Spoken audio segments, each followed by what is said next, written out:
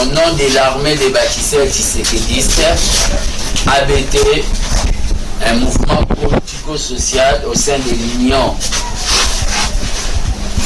pour la démocratie et le progrès social, l'UDPS ainsi. Nous avons le réel plaisir de vous recevoir aujourd'hui dans la demande de délai de l'opinion nationale et internationale par rapport à la situation politique interne au sein de l'UDPS, c'est-à-dire la santé de mon parti et la situation du pays.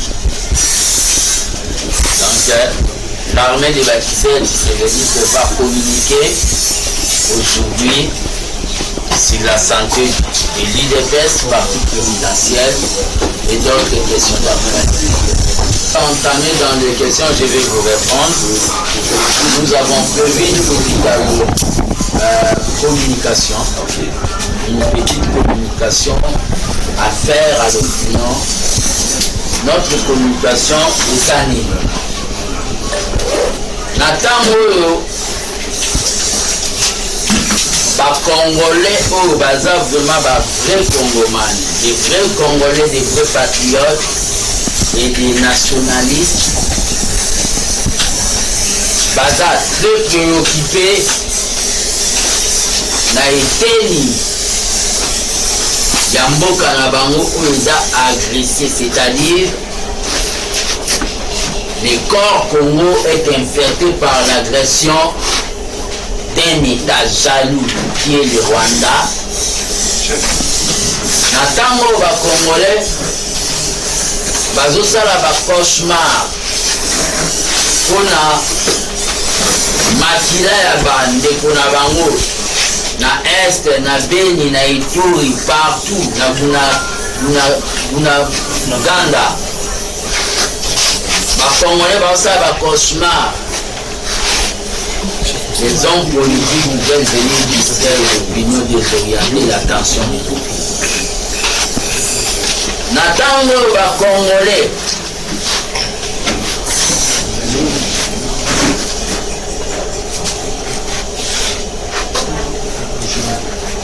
il faut porter appui na ba FARDC.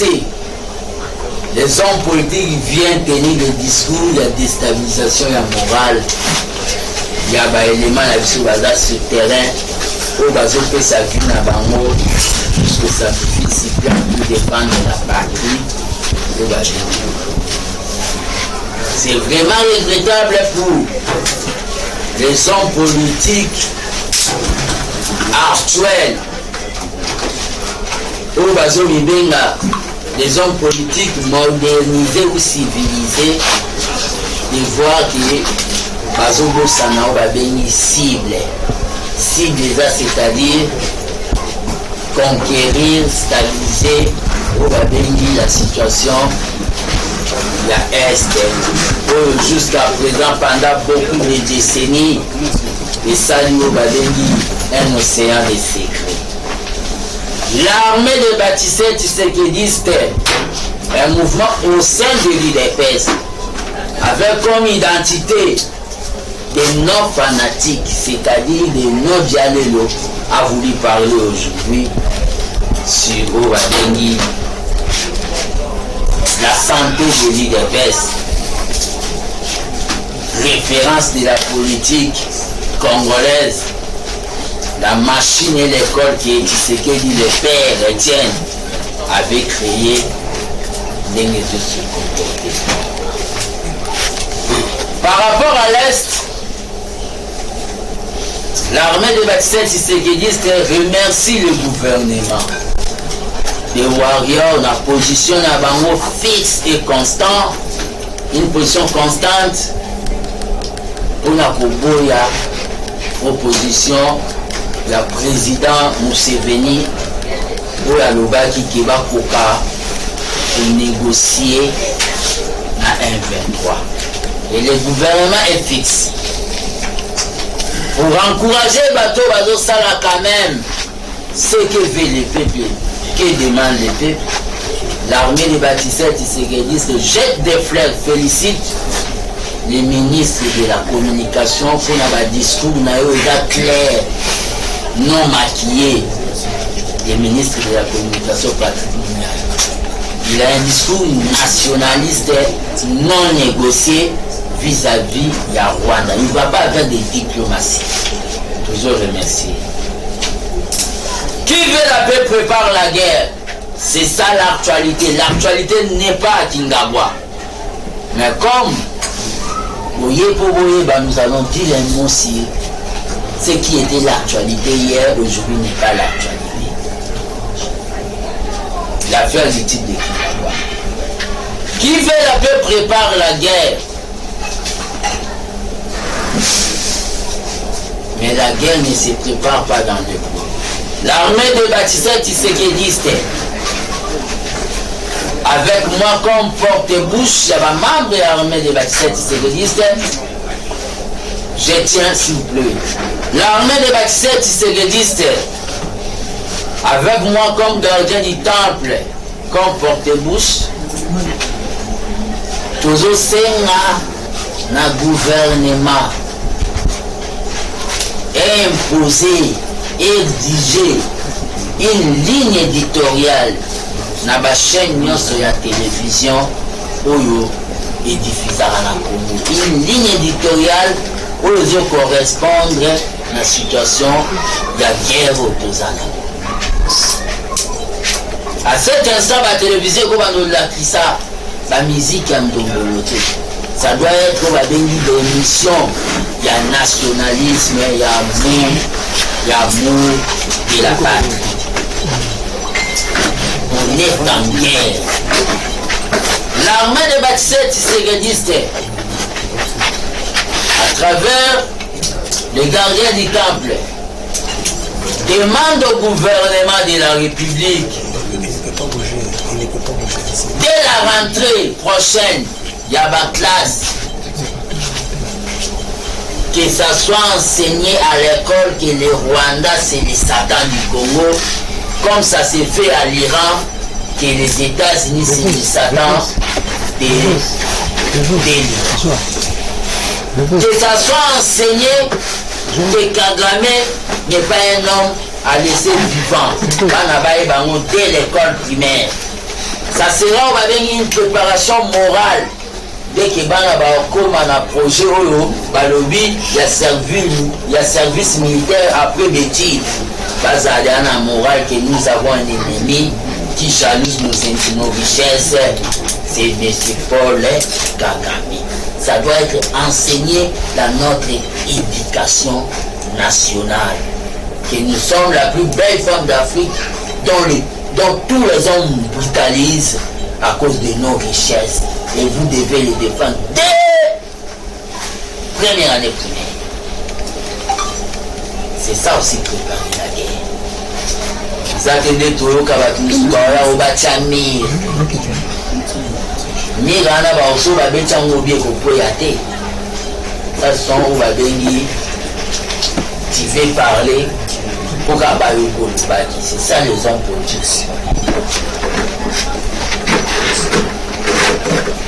Tout le monde attendait que le gardien du temple de la démocratie puisse parler de ce qui s'est passé à Kingabwa.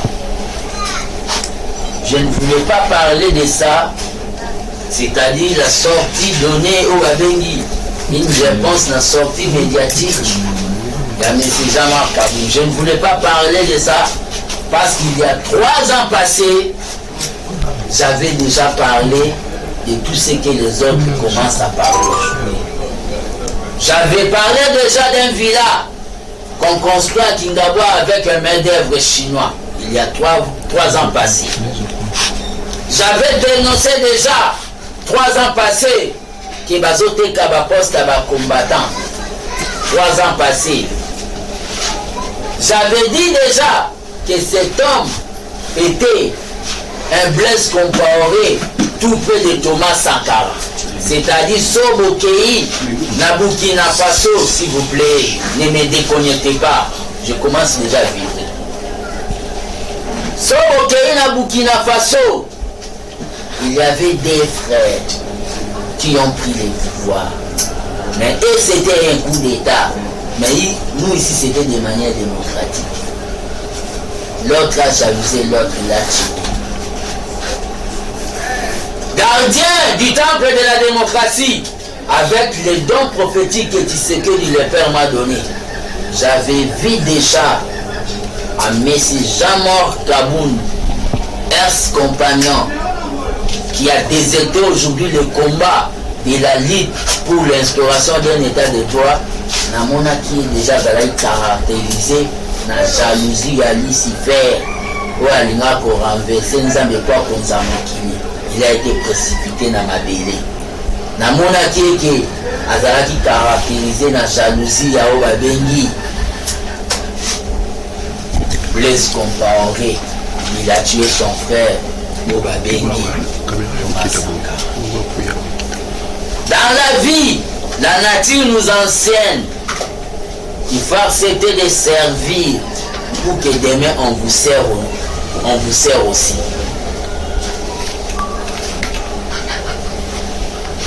La nature nous enseigne ça. Servir les lots pour le biopé. Tu vas servir. Jean-Marc Kabound s'est débasqué.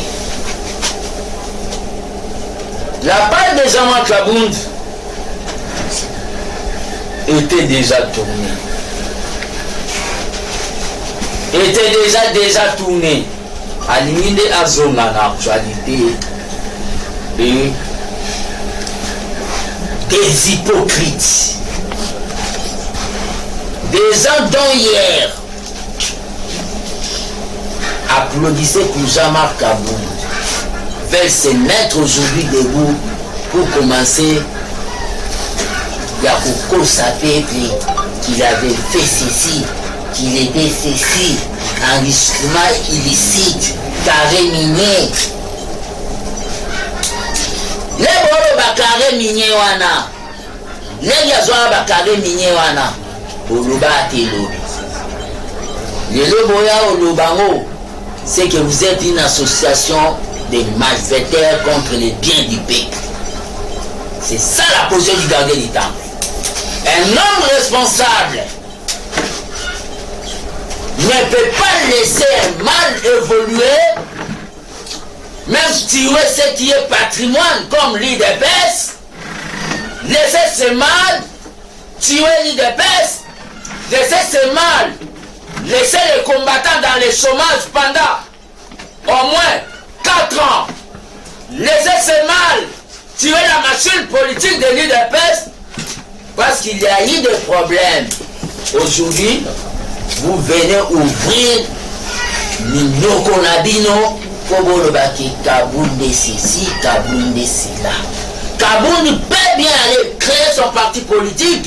Nous sommes des légalistes, c'est conformément à l'article 5, dont tout citoyen peut créer son parti politique. Mais ce que Kabound a fait, il est en train de chercher Bataille Maboko Bakamae pour te fabriquer leader.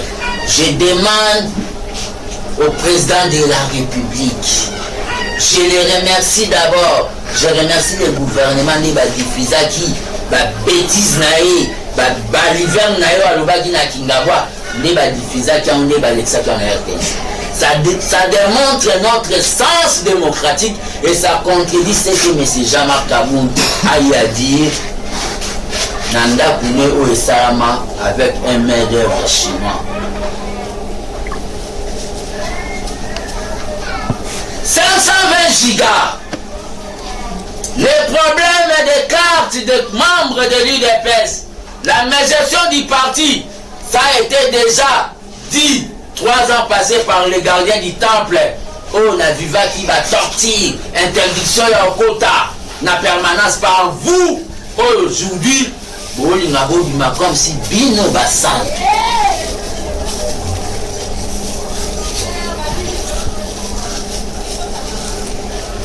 Ismaël ici de M. Jean-Marc Kaboun. Bino. Avant de l'ongola, c'était dans l'issue de mon c'est biblique. Baya ba caméra cachée par la bino ba kuta bino bosa ndenge biso toza ndenge biso toza ka nde tozala ino position. Na bino bato boni na bolo barana. Vous savez manière où vous s'enrichir. Ba discours vous tenir alimenter ana. C'est les faibles qui vous applaudissent. Mais les gens avertis, bateau bazar maël, babenga une association de malfaiteurs.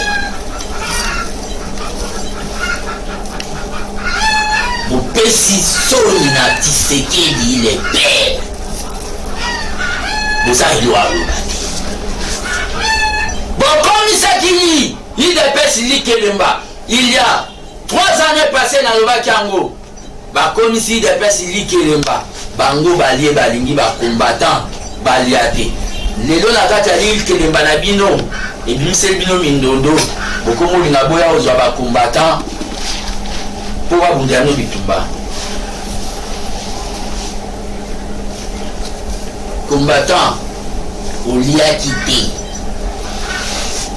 soko ko défendre UDPS défendre mon andenge na yo ozwa ordre mon côté ya batu nyoso bakoma ba nouveau riche o ba mona kibino ki botika na bongo bobetela bango maboko bango nde bakadre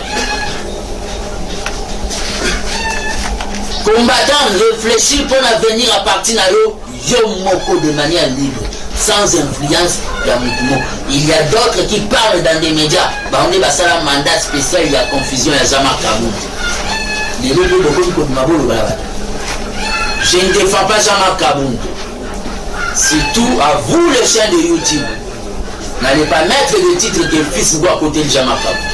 Je suis en train de... Celui qui va mettre ce genre de titre, ça sera son dernière fois autant de Namikona.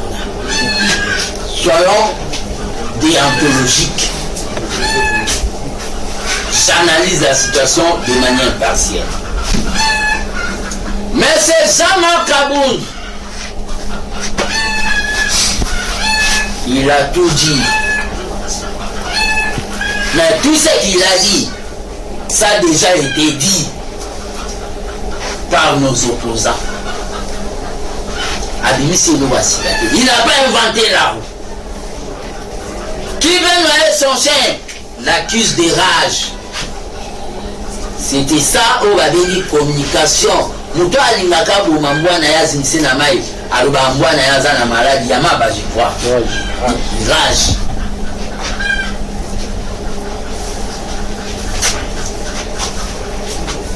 Nous avons eu le pouvoir de dire au président de la République que je respecte beaucoup que Makamboé qui est bien dans l'IDPS très tôt matin de notre pouvoir. Et Jean-Marc Kaboun avait fermé sa bouche parce qu'il voulait devenir riche.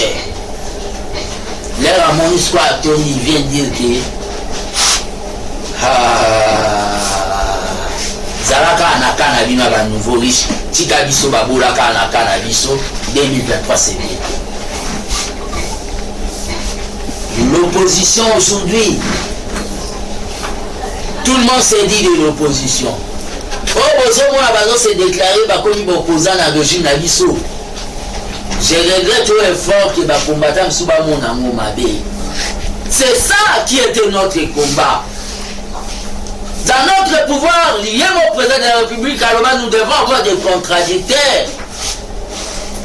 Nous devons avoir l'opposition. Mais il y a opposition et opposition. La vraie opposition ici au Congo, c'est le FCC. Entre guillemets, c'est le PPRD. Parce qu'ils étaient au pouvoir, si on a pouvoir, pouvoir, automatiquement dans un jeu démocratique, il faut pas qu'il y ait une opposition. C'est ça le cas même à Brazzaville. L'IPADES de Pascal Lissouba au pouvoir, le moins le pouvoir, PCT du pouvoir, automatiquement il parle de ça Pascal Lissouba qui est dans l'opposition puis dans l'opposition. Même cas avec MCDDI, il y a Bernard Kolela dans Brazzaville. Mais les oppositions autocomiques au monde, il y a le Nouveau Testament. Parce que tu n'étais pas classé dans les gouvernements, au premier qui Congo Boubou Kélé, tu deviens opposant. Les oppositions au monde, telles que les cas de Jean-Marc Kaboun, opposition basée sur la jalousie.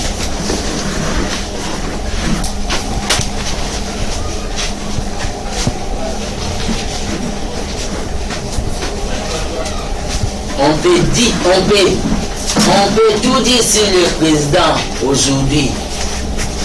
Mais pour être président de la République, premier sacrificateur de son peuple, ça vient de Dieu.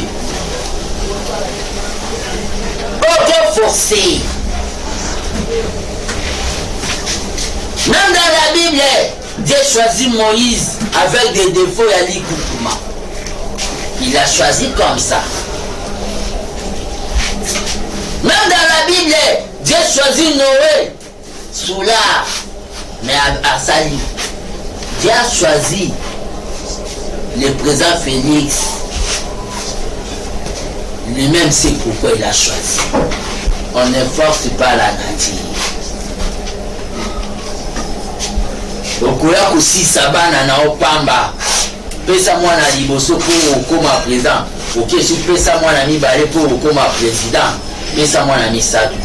Aussi si bana entabotika ina mwasi na ndafu kozanga ba.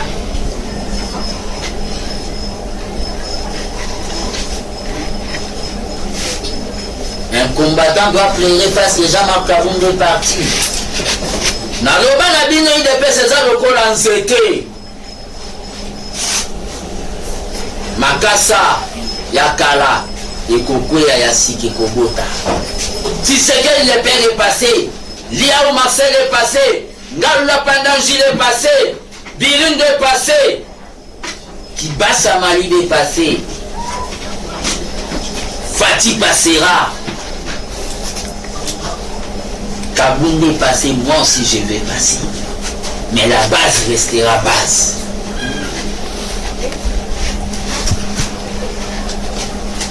C'est regrettable pour un monsieur comme Jean-Marc Kaboun pour personnaliser le combat à l'idée parce qu'ils aillent.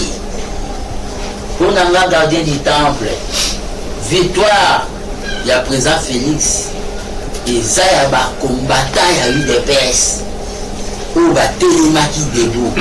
Puis ça y a un peuple congolais, où se présenta qui n'a une à l'objet qui est l'ennemi misère la plus noire. Et ça y a une individualité. Voilà l'égoïsme d'un homme politique. Voilà l'égoïsme d'un homme politique. C'est-à-dire, la page de M. Jean-Marc Kaboun est déjà tournée. Voyons maintenant comment nous devons organiser l'IDPS. Voyons maintenant comment nous devons organiser l'IDPS.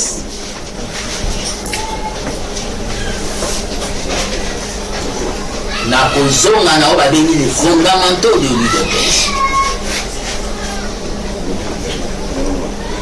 N'arrêtez pas Jean-Marc Kaboun, sinon vous allez les faire un leader. La police congolaise, sur base de la brutalité, peut-être à l'époque, Yakala, ils ont attiré des gars sur Faoud. Aujourd'hui, Faoud s'est dit leader. Ne fabriquons pas des leaders. Laissez Kaboun parler là-bas, faire ses brouhaha, c'est-à-dire maquiller les Yaouenzi à Kingaboua. Il se fatiguera lui-même. En tout temps, les trains du peuple d'abord avancent.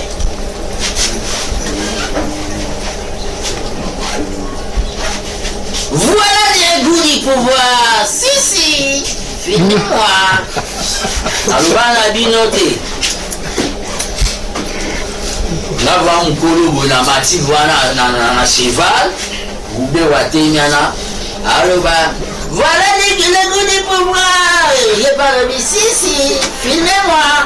On va balancer ça dans les réseaux sociaux.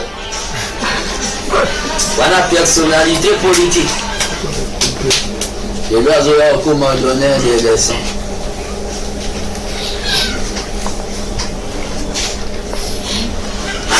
Martin Luther King avait dit ceci. Il est complice, quelqu'un ou un peuple qui laisse un mal évoluer, il garde silence, c'est qu'il est complice. S'il y avait le mal dans le pouvoir du président Félix, Kabound a laissé ça mal année évoluer. Il est complice, il n'a pas de leçon à nous donner. Il n'a pas de leçon à nous donner. Et ceux qui veulent répondre à Jean-Marc Kabound doivent aussi se taire Bakangamino Bango. Parce que quand Kabound a combattu Hitler na kata UDPS, Bango balai ba complice na ye. Bakangamino Bango.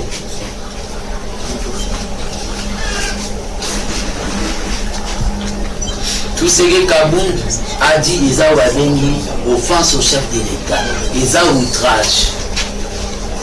Il y a des gens qui ont quitté ma parti politique na bango, la Vital Kamerhe. Le Kabango va finir Kabila ndenge Kabound a fini. Il y a des gens qui ont quitté ma parti politique na bango, basé délai. À Monique, pour des convenances personnelles à l'ongwe nae. Mais yo lingo lungwana d'abord ba longo la kyo osanga mamba oluba olingo oyepo o annoncer le ba ki ngana osama kamnanga ya ngai na ndenge ba ko ba do fina faible d'esprit. Faible d'esprit.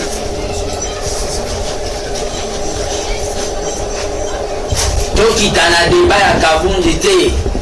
Oh boy.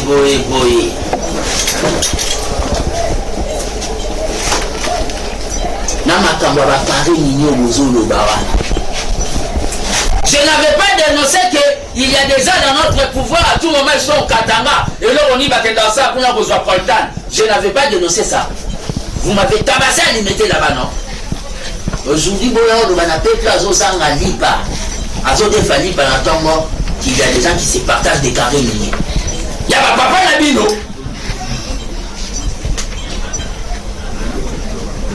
Il y a ma carré minier, ma combattre, il y a ma papa Nabino.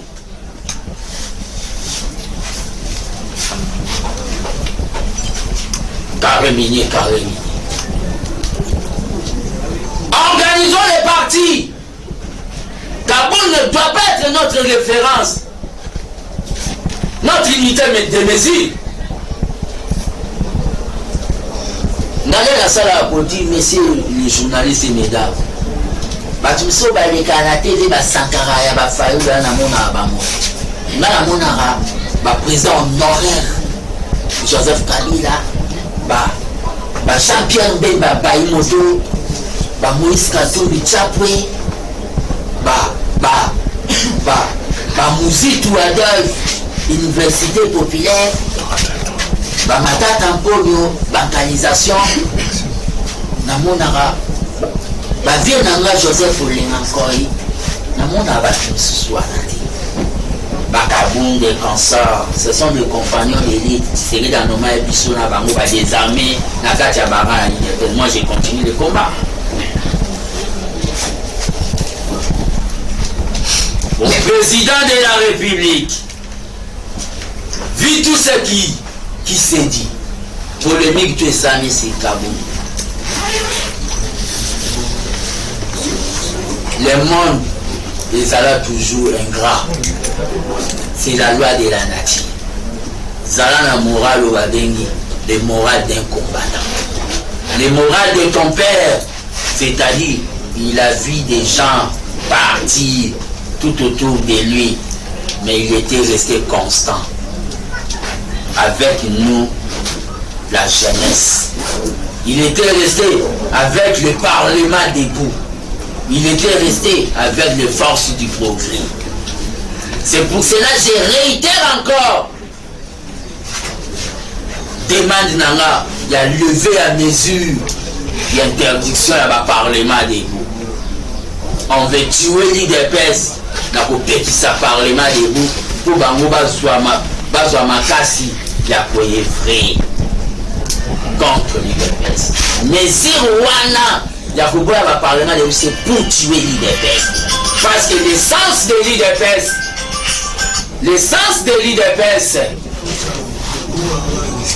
s'il vous plaît, l'essence de l'IDPS, la force de l'IDPS, c'est le parlement debout. Jamal Kabundu, il a fait ce qu'il peut faire, entreprise naïve.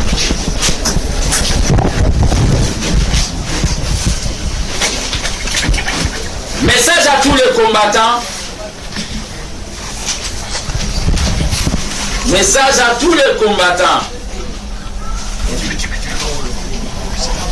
La lutte continue. Laissez les faibles tomber. Au président de la République, j'allais dire, ça a voulu m'échapper.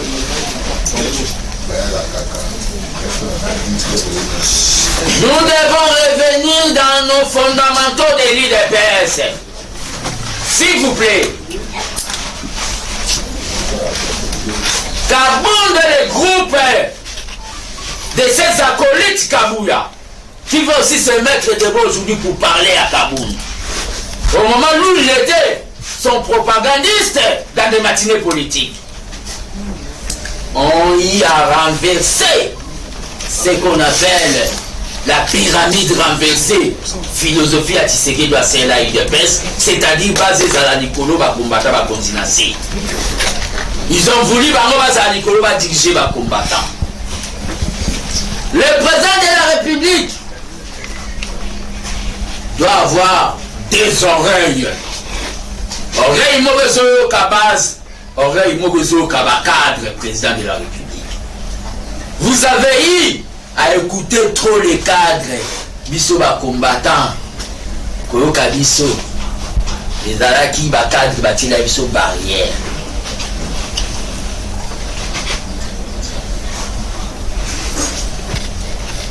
Les 50% que vous avez donné à M. Kabound pour la misala ba combattant, j'ai eu à révéler que il y a beaucoup de temps.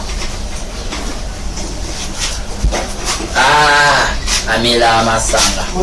Ah, c'était Yamela Masanga. C'est un fou. Il est le place de Komia.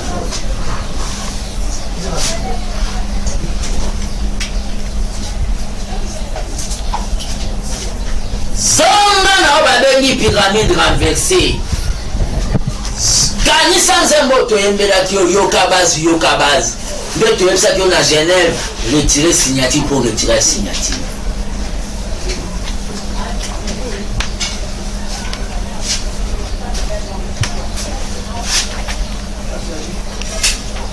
Pour terminer, l'allocution de l'armée des bâtisseurs qui se pédissent.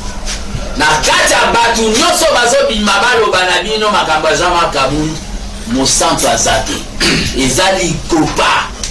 Ya bato balingai ba combattant de base baza ba sommet. Bato ana nyoso ba le kabalo ba Kabound sikoyo. Baka ni na bango. Il fallait ba lo bango l'air mabe bandaki. Pas ma besoin autres. C'est ça position na biso. Na yo jamais Kabound. Ato sali ba provocation. Ato ke na voie ya ba marche. Basaka berele ba okanga faulu na ba marche ne ya changu. Il fait ba tika vuma banda changu ti mwanda. Alonge mwanda ti kasumbalesa. Alonge banda kasumbalesa ti siro. Alonge mwa siro ti badolit analemba nai. Boke kangi bufamkile. Kabound yoko banda masha ti na kami nepa na biso kangote. Pe babiloko boli na bo bokendo sala na bakingabwa soki ko interdit ba stade na été bopé so occasion te botika ye assassini eza na batu batelemela UDPS. Kabou, je t'avais pas dit que tu étais rentré dans la porte, tu sortiras par la fenêtre. Les gens à tu battre les médailles de PS. Wa Belgique. Atika na lingange mowobwe. Ya ba père moi ba luba kuna na ligini ba ya bambwa. O PDPS. Ndenge mogoli o pe Kabou. O tika kana lingange moya batu moya kale so kamina. Bolia ndakala na bitu kuna kingabwa. UDPS c'est putain d'esprit. Les hommes passent, mais l'idéal et la base reste. J'ai dit, je vous remercie. Merci beaucoup, président.